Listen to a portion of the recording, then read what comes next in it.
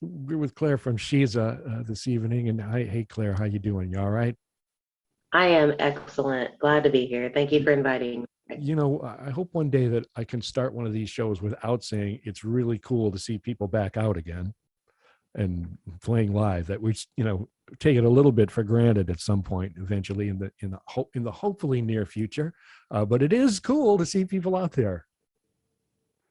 Absolutely. I remember when we were in like the most intense versions of COVID, and I saw a band called Velocity District play at Bistro 501, and I was picking up food to carry out, and I was literally brought to tears because I hadn't heard music in three months, and it was definitely, live entertainment in a general sense was missed, and now it's back in a half swing. It's playing Right. for like the team you don't like. If you like the Yankees, they're playing, the swings full Red Sox. Well, I know nothing about baseball. I'm a Cubs fan, so what can you do? But for a band to see your first live music after the hibernating there, Velocity District is a fine band. Absolutely, absolutely. And I have a lot of good friends that play in that band. They're like seasoned, well-educated musicians, and you can tell, when you see them perform. It's always a pleasure to see Yeah. them perform. Yeah, we're going to play at the Mosey if you want to see something absolutely the opposite to all of that. And we're playing before you that night. Yeah, and I noticed that, I think Linda, the piano player in your band, posted it, and I was like, oh man, that's awesome, because I think that was the lineup when our show got canceled due to rain. So, Yeah, I think people will get, a little like nostalgia yeah, and good music, and then they'll hear, some rock, yeah. some French rock, and that's what we do, and we've been working really hard on it, and it's been working out. People have been responding really well, and that's awesome. Yeah, speaking about working, you're doing a lot of it lately. You have a lot of things, a lot of irons on the fire, including an album. Yeah, and I mean, so our album is a process, and everyone's got to be patient. Certainly, the volunteer program band that's putting it on, but we are definitely in the process. We've got just a couple more studio days booked, and then I think we'll be releasing singles, and then have a nice party, a nice party. That's an understatement. After the last album release, like, I got to do it bigger and better. I'm just trying to keep things under wraps, but yeah, Sure. an album coming up. I'm glad that you're bringing that up. Very Yeah. exciting.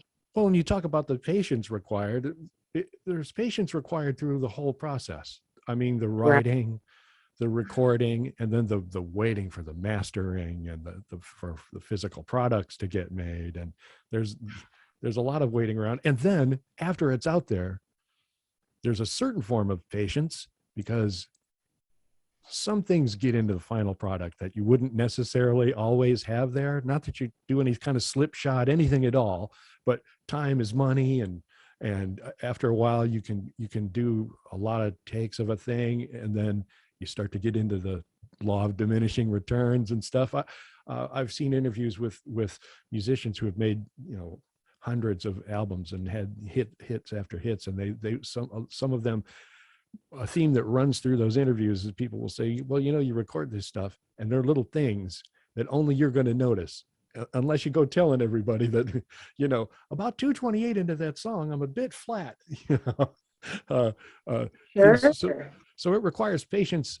Well, after it's born, I mean, it's sort of like birthing something or I somebody. will drop a little small time. Lil Nas X just put out Montero, which he used the analogy, the metaphor of birthing a baby, and I have used that same analogy for our first album, and it felt like creating something with another person, with my other bandmates, and it came out beautiful. I saw it when it came out. We put out the physical pieces of the album, and I was so proud. And that first child, is growing up, and there's some things that I see wrong with it. And, but ultimately I molded, me and my bandmates molded that the way that it is. Right. And I have nothing but pride for it. And I expect the same and more from my second album, because it's not a kid. It's definitely more hands-on. You have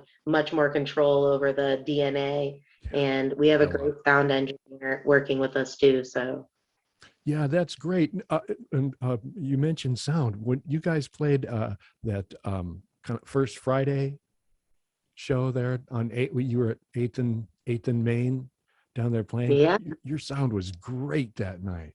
I mean, your playing is always good, but the sound was great. That was that guy from Rec Room, right? Room. I was about to say, you better drop Rec Room's name. That was Rec Room, and that was Ethan. Yeah. Which is also the name of my boyfriend. So I have a special affinity for the guy. He has long dark hair too. He's a really nice kid. Works for the Rec Room. He does excellent work locally. They've produced a lot of excellent work for local artists that then use that and propel themselves forward and throughout the nation. So shout out to Rec Room for sure.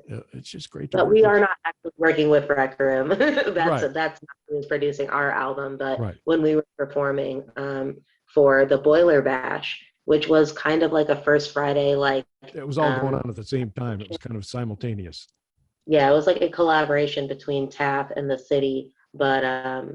But yeah, they put on a great event. We had a great crowd, and the sound was excellent. I mean, even on the stage, I couldn't be more impressed, to be honest. I was really impressed with your band. Your bandmates Yeah. are really good and tasty musicians. They're really cool.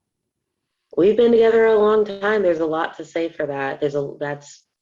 It's a product of enthusiasm and consistency, and that's not lost on me at all. I am absolutely um, appreciative of their involvement, and they're my friends, but that doesn't mean that I don't see what they're doing and I'm just like, wow. Right. I'll be like, with Susan, I'll be like, girl, you better stop. I need to sing. Hold on, lock it in. You be doing too good. I'm about to sit back here. But I, yeah. I learned a small world thing today. Your drummer's Uh-huh. name is Justin. Justin. Justin Robbins. Justin Yes. Robbins. Yeah. My wife taught Justin in Sunday school at Uh-huh. Congress Street United Methodist some years and years ago, but I just learned that today. How about that? That's small. We are a city, but there's a lot of like heart, and it's just because this city expands between, Chicago and Indianapolis and being right in the middle of 65. And Right. that's exactly where I met Justin, is because the pastor there, I just put a post on Facebook, need a drummer, and they're like, I know this kid. And that's exactly where we met him, was from Congress Street, and reached out to him, and he's been in it like for the most part. There was a little bit of a hiatus. He went back to school and did his own thing, and now he is the manager of a business. But yeah, that's how I met him too. Congress Street. So shout out to Congress Street, just down the street from my house, to be honest, Yeah. in Lafayette. Anybody or place or experience that introduces you to musicians that you eventually work with that's a great thing. That's a great happenstance. Yeah, it's great when fate brings people that way. And when you've been with bandmates for a long while, it's great interpersonally, and it's really good musically because the communication becomes real easy. Absolutely. It's a family. It is absolutely a relationship. I mean, every band says it. It's definitely not like dating, no one's kissing, but like it's absolutely like brothers, sisters. There you've got to then you start communicating without communicating with your brothers and sisters, and Yeah. and when you get to that point, it's a reflection of the longevity for the most part of your band, and you should absolutely be proud of yourself for orchestrating. I'm proud of myself for leading that, and I'm so enthusiastic that my bandmates match my energy. Yeah, the match of energies is amazing, and you almost have to have that. Like if somebody is not on board, you can't work with that. Well, I recently saw something online, and the way that I feel about it is I think good leadership knows how to encourage people and how to, turn a lack of enthusiasm into enthusiasm. Sometimes my bandmates are going through personal things and then they kind of wax and wane, and you have to be able to be a leader regardless. And Yeah. so I completely understand and I vibe with that, but it's the reason for the longevity is being able to be flexible with people who are flexible with me. I mean, I'm not in a good mood all the time. I've been dumped and had bad days, or things happen in other personal life situations, and you've got to be able to be flexible if it's worth it. If it's worth Right. it. Some Right. people are bringing you down, but like my bandmates, like they've got my back, and I have their back too, for sure. And music has a curative effect, not only on people that are listening to it, but on people that are playing it. It really, I mean, you can come in with a bad day, but eventually you can usually put some of that aside if you're playing music and really having a good time doing it. Yeah, absolutely. And honestly, I can't disagree with that. I told my therapist that this morning. It's one of the only times I feel very, very connected to myself and present. And it's easy to convince people to participate when it's something that's so fulfilling, for sure. Right. So what is next for you, either solo or with the band or both? What's coming up? I know the Mosey on October 2nd. Oh man, okay. So the Mosey on October 2nd, that's number one. That's the one. If you can see Sheeza, if you're not seeing us at our album release, you gotta see us at the Mosey October 2nd. We play 8:50 p.m. 8:50 p.m. So I say 9 p.m. because things will run a little bit different, like slower. Well, Got it. it's all music time out there anyway. So Right. ish. if you if Just you if stick you an can't ish be on 10 there. minutes late, Yeah, if you just can't be 10 minutes late, then I don't know what to tell you. But besides that, I think our next biggest show is our album release, which I really hope to release in October. I'm sorry I can't give you a date. I'm gonna pull the COVID card. It's COVID, yeah. and it's created a lot of um, thrown a lot of wrenches in my engines, and but that doesn't mean things are over. It just means that I'm willing to be patient, and we'll release our album when it's ready, to be ingested and when it's at its best. So, Right. Yeah. There's no need, and there's no creative sense in rushing anything and putting right. anything out there before you're ready. Or even when you first put a band together, of getting gigs before you're ready, that's a time where you can really change the whole vibe of an organization. If you're playing over your head or too soon, it's always a good thing to wait a minute, right? Been there, been there. I don't know. Young Claire might have jumped into the water too soon, but I remember playing Guitar Hero on hard, and I got to expert very quickly. And I think sometimes jumping in too soon sets you up for a better position.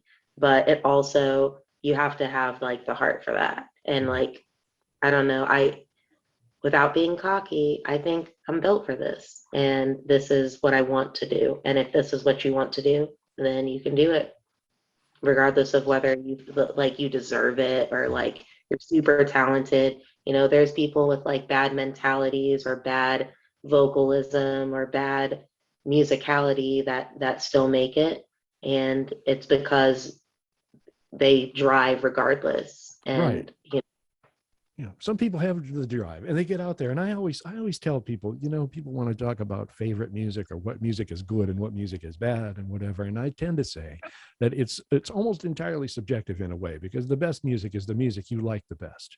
Now, there are like the best. objective criteria by which music is supposed to be performed and played and stuff. And so, but somebody could not do any of those things and still be popular and still be entertaining and still do something that somebody's going to like out there. I mean, Absolutely. I love Pat Metheny, and to hear him talk about Kenny G, he just takes off. And so it's just a subjective thing, because a lot of people buy Kenny G stuff, but Pat Metheny says can he tune that thing or not? It's just, it's very, very subjective. But I know one thing. We were talking earlier before we started kind of recording this thing about what we would say to our younger selves. And I know something else I would say to my younger self right now, and that is to go to more Sheeza gigs. That's what I would say. Oh man, I would say the same thing. I would be like, tell Rick to go to more Sheeza gigs. That's the first thing I would do. Well, I'm glad that you're busy, and I hope that you're staying safe and careful. And I thank you for your time being with us. Really appreciate it. Absolutely. And again, thank you for reaching out to me. It's always a pleasure. It's been years and a lot of stuff has changed. And one of the things that hasn't is your enthusiasm for Sheeza's music. So thank you for that, really. Good stuff. Give a holler when you can tell us more. Okay.